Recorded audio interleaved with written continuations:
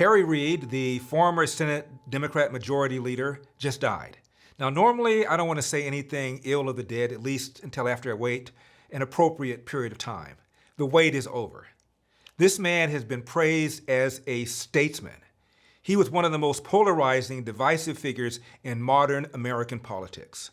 Now, I'm not saying that he was the same as O.J. Simpson, a guy that butchered his ex-wife and then attended her funeral and put his arms around the grieving mourners. I'm not saying it's the same as calling O.J. Simpson a grief counselor, but it's close. Let me just give you a little bit of the reaction from Democrats about the passing of statesman Harry Reid. New Hampshire Democrat Senator Jean Shaheen's website said, Harry Reid was a statesman, but more than that, he was a good man and a devoted public servant.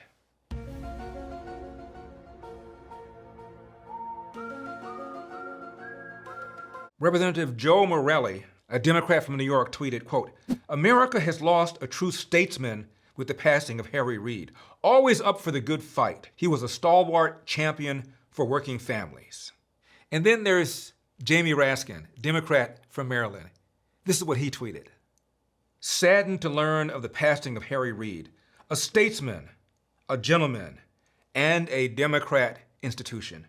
Again, Harry Reid was a lot of things, but statesman ain't one of them. Meanwhile, speaking of politics, some stunning comments from Senator Harry Reid. Here's what he had to say. Quote, I don't know how anyone of Hispanic heritage could be a Republican. Do I need to say more? No, really? Right now, inflation is at 40-year highs, and looks like it's here to stay because here's the government's dirty little secret. They want it.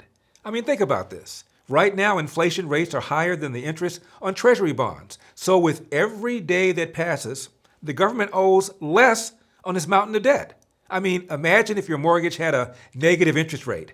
Would you be in much of a hurry to pay it off? Exactly. So your pain is your gain. What to do? Protect your savings now. Hedge against inflation with gold from Birch Gold, because the government is literally sabotaging the value of the U.S. dollar. Birch Gold is the only company I trust and recommend for precious metals. They will help you convert an eligible IRA or 401k into an IRA backed by real gold. Now that's peace of mind. With thousands of satisfied customers and an A-plus rating with the Better Business Bureau, you can trust Birch Gold to help you protect your savings. Go to birchgold.com/Larry right now to get a no-cost, no-obligation info kit. This comprehensive 20-page guide reveals how gold and silver can protect your savings and how you can buy them under the umbrella of a tax-sheltered account. So do it right now.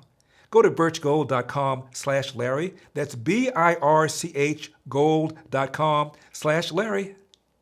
Let me just give you a few examples. The man voted for the Iraq War. And then when the Iraq War became unpopular, went south, he referred to President George W. Bush as, and I'm quoting him, a loser and a liar.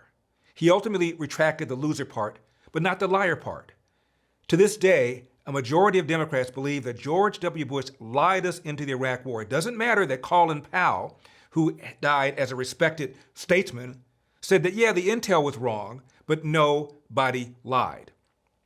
David Kay, the weapons hunter that George W. Bush hired to find the WMD, said, bad intel, nobody lied. Bob Woodward of the Washington Post, who wrote a book about the war and about George W. Bush's decision to go to war, said, bad intel, nobody lied. You certainly can make a persuasive argument it was a mistake, but there's a kind of line going along that Bush and the other people lied about this. I spent 18 months looking at how Bush decided to invade Iraq, and lots of mistakes. But it was Bush telling George Tenet, the CIA director, don't let anyone stretch the case on WMD. And he was the one who was skeptical.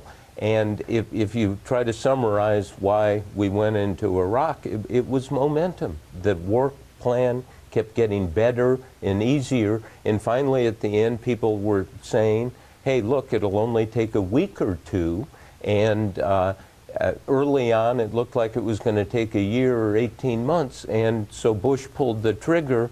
A mistake, certainly can be argued, and there's an abundance of evidence, but there was no lie in this that I could find. And in 2004, a Washington Post poll found that 3 out of 4, 75% of Democrats believe that George W. Bush lied about Saddam Hussein and his intel or exaggerated it. To this day, it is an article of faith.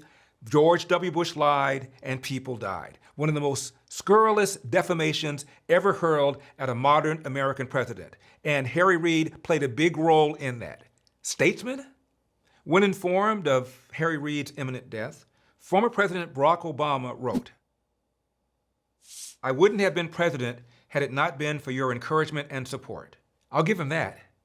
But more importantly, Obama would not have been reelected in 2012 had it not been for the abject, blatant lie that Harry Reid made on the floor of the Senate. Watch this. The word's out that he hasn't paid any taxes for 10 years. Let him prove that he has paid taxes, because he hasn't. And years later, a retired Harry Reid kicked back and had an interview with CNN.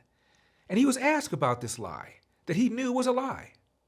In 2012, he used the Senate floor to accuse Mitt Romney of not paying his taxes, even though he had no evidence. Let him prove that he has paid taxes, because he hasn't. I don't regret that at all. Some people have even called it McCarthyite. Well, they call it whatever they want. Romney didn't win, did he? No, he didn't win, did he? Even Chris Cillizza, who's a politics editor at CNN and a dyed-in-the-wool Trump hater, wrote about Harry Reid's interview the following. "This all means justify the end's logic, assuming the end is your desired one, is absolutely toxic for politics and, more importantly, democracy.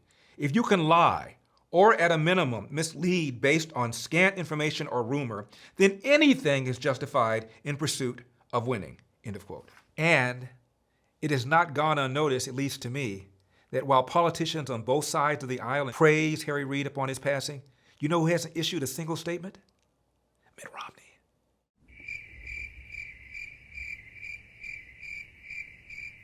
Then there's Harry Reid's support and assistance in passing the constitutionally dubious Obamacare. Now, if you're on the left and you believe that health care is a right, as far as you're concerned, it's Obama's crowning centerpiece. If you're somebody who really believes in, limited government, Article 1, Section 8, it was a giant leap towards welfare state and towards further government overreach. Here's what the Wall Street Journal said a few days before the passing of Obamacare. Evan Newmark of the Wall Street Journal blasted in a piece called "The Worst Deal of All Time," end of quote. And after Obamacare passed, and a bunch of people lost their health care insurance. Recall that Obama said that Obamacare was going to bend the cost curve down, and that if you like your plan, you can keep your plan. If you like your doctor, you can keep your doctor. That was called the lie of the year by Fact Check. After it passed, the Liberal Urban Institute estimated that a minimum of 2.6 million people were going to lose their health care insurance. Most analysts put the number even higher. What did Harry Reid say? "There's plenty of horror stories being told. All are untrue, and they're being told all over America," end of quote. All are untrue? They're all lies, said Harry Reid. And of course, we know that Harry Reid has earned a reputation for veracity. Now, former Democrat President Harry Truman once said, quote, "Show me a man who gets rich in politics, and I'll show you a crook," close quote. That brings us to how Harry Reid enriched himself in politics. Here's what the LA Times said about just one of his dubious self-enrichment real estate deals. "It is a potential violation of congressional ethics standards for a member to accept anything of value, including a real estate discount, from a person with interests before Congress," end of quote. And as to Harry Reid's lobbyist sons, who raked in $2 million from special interests that had business before their dad, here's what the Las Vegas Review said. "So pervasive are the ties among Reid, members of his family, and Nevada's leading industries and institutions that it's difficult to find a significant field in which such a relationship does not exist," end of quote. Apart from that, Harry Reid was a statesman. I'm Larry Elder, and this is the Larry Elder Show for Epic Times. I will see you next time. Harry Reid, a statesman. My goodness.